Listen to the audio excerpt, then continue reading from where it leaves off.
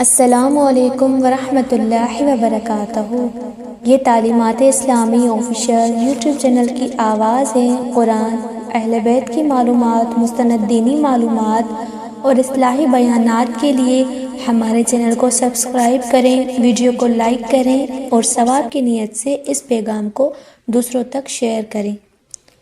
آئیں اس علمی روحانی سفر میں ہمارا ساتھ دیں۔ شکریہ۔ تو عزیزان، آپ سب کو پتہ ہے کہ ہم کتاب کربلا کی باتوں کا ذکر کر رہے ہیں، جس کا پہلا سبق کل ہم نے آپ کی سماعتوں کے نظر کیا تھا۔ انشاءاللہ کہ آج ہم دوسرا سبق پڑھنے جا رہے ہیں، تو جس کا نام ہے کعبے سے کربلا تک۔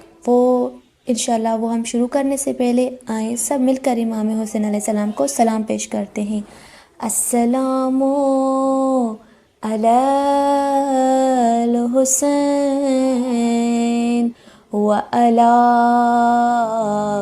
علی ابن الحسین وعلی اولاد الحسین وعلی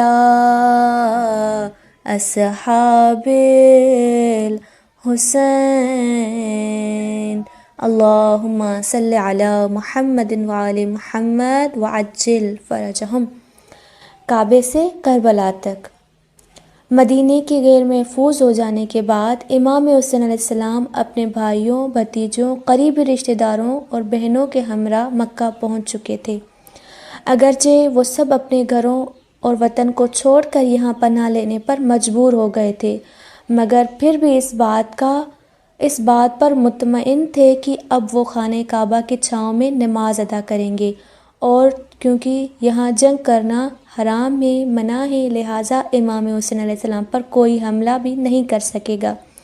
مکے کے لوگ بھی خوش تھے کہ رسول اللہ صلی اللہ علیہ وآلہ وسلم کا نواسہ ان کے شہر میں آ کر آباد ہو گیا ہے۔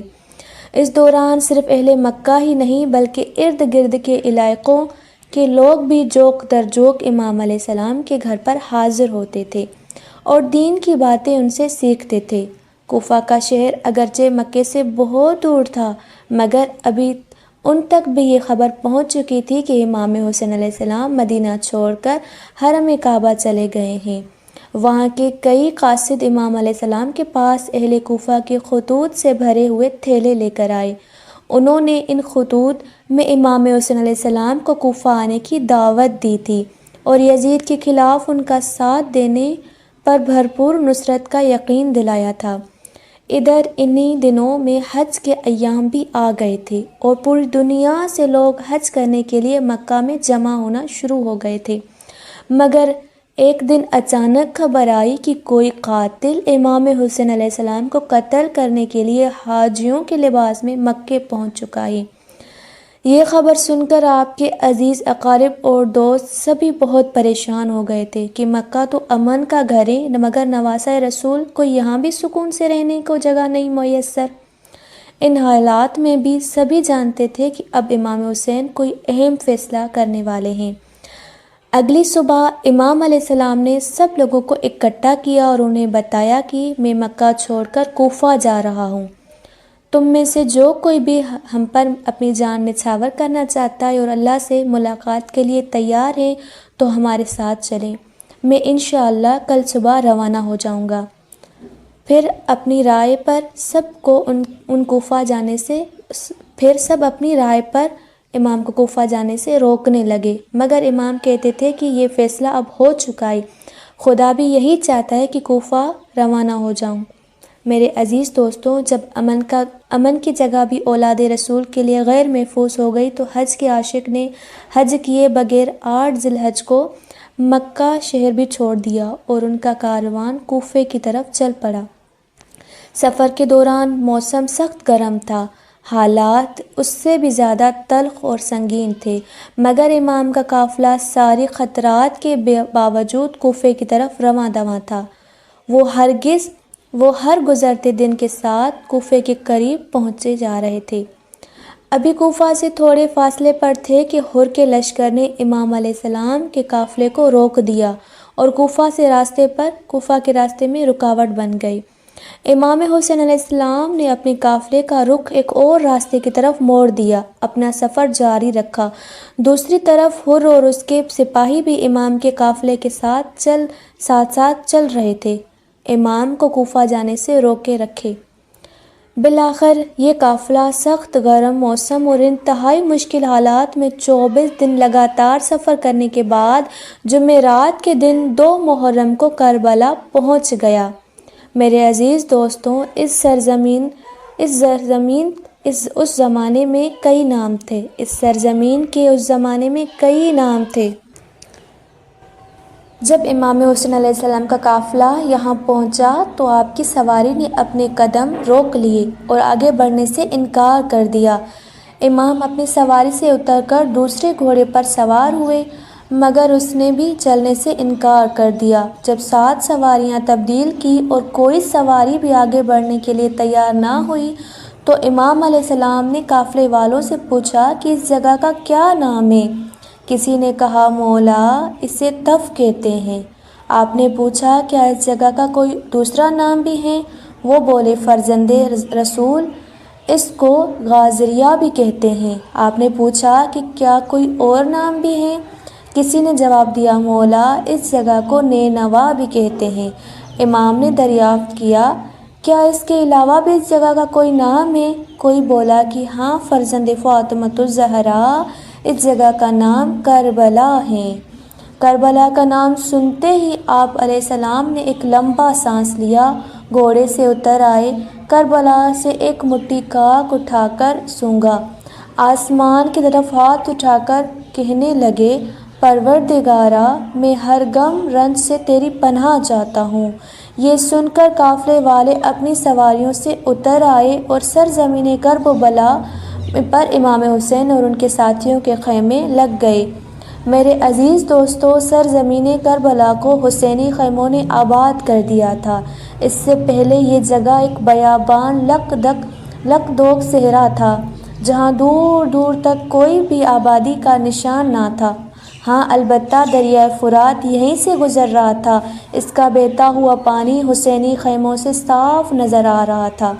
جب کربلا میں 2 محرم کو امام حسین کا قافلہ اترا تو اس کے بعد روز بروز یزیدی فوج میں اضافہ ہونے لگا، یہاں تک کہ 7 محرم کو دریائے فرات پر پہرا لگا کر رسول اللہ کا کلمہ پڑھنے والوں نے حسینی خیام کے لشکر پر حسینی لشکر کا پانی بھی بند کر دیا تھا۔ سخت گرمیاں، صحرائی حالات اور پانی کی بندش، گویا کہ امام کے لشکر اور حسینی خیموں میں ایک قیامت برپا ہو گئی تھی، کیونکہ ان خیموں میں اولاد رسول اور نبی کی نواسیاں پیاس سے جان بلب تھے۔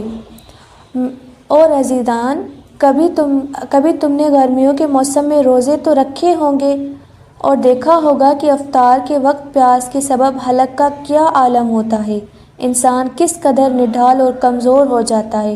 مگر کربلا میں صرف پیاس کا سامنا کب تھا، یہ بلکہ یہاں تو ہر طرف فوج یزید تھی، جس نے امام علیہ السلام کے چھوٹے لشکر کو گھیر لیا تھا۔